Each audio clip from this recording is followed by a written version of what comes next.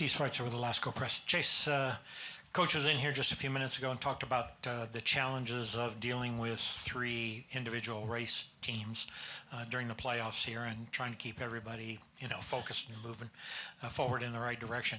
You talked about the stress and anxiety that, this race created.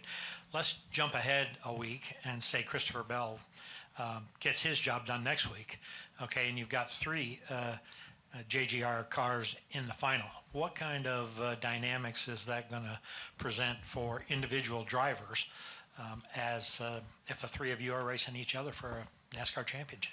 Yeah, I mean, truthfully, I hope that happens. It'd be tough because I feel like they're my biggest competition for it. But honestly, I don't think it's any different because I've learned, it took me a couple months to kind of learn this, but like at JGR, you compete for wins against your teammates all the time. So it's not really like it's uncharted territory for us.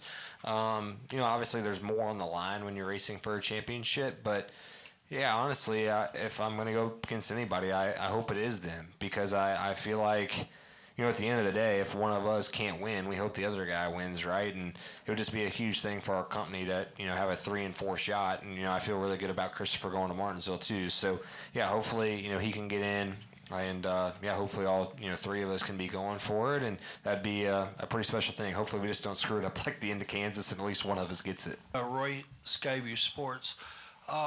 You've been talking a lot about that piece.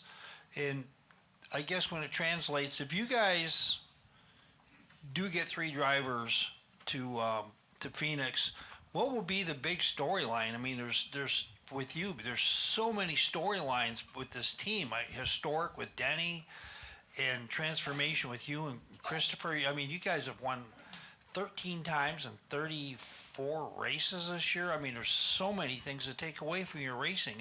What's the number one thing? I mean, for guys like us that are going to ask you questions. I mean, it's just phenomenal what you guys have done. I think how do we not screw it up?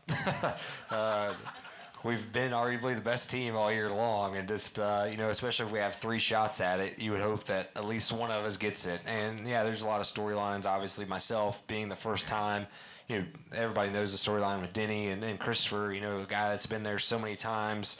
And then whoever that 4th guy may be, they're going to have a storyline too. But, yeah, I think if, 3 JGR cars get in there, it's just how do we execute, not screw it up. Truthfully, if we have a 75% chance of going there and winning, like one of us needs to win it. And, we won there earlier in the year as a company. So, yeah, I think that would be the biggest thing is just how do we put it all together and really put a bow on what of a good season that we've all had. Congratulations, Chase. Thank you. Holly Kane with the NASCAR Wire Service. Potentially you're going to have 2 teammates in there, so you could have 3 of the 4 all be JGR.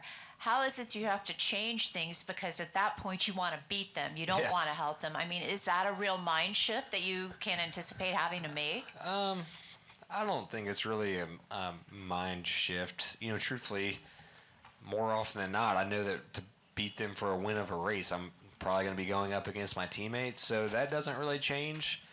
If I can't win, I hope that one of them win. I even told Marissa that the other day. I was like, I'd love to obviously win the championship, but if I can't win, I hope it is one of my teammates. I genuinely want that for them, whether it's, Denny and everything that he's kind of gone through and going through right now, or, Christopher, me and him have been, friends since we were 11, 12 years old. I know how much he wants it too. So, yeah, I mean, yeah, selfishly, I want to win it, but if not, I genuinely do hope that, one of my teammates do win it.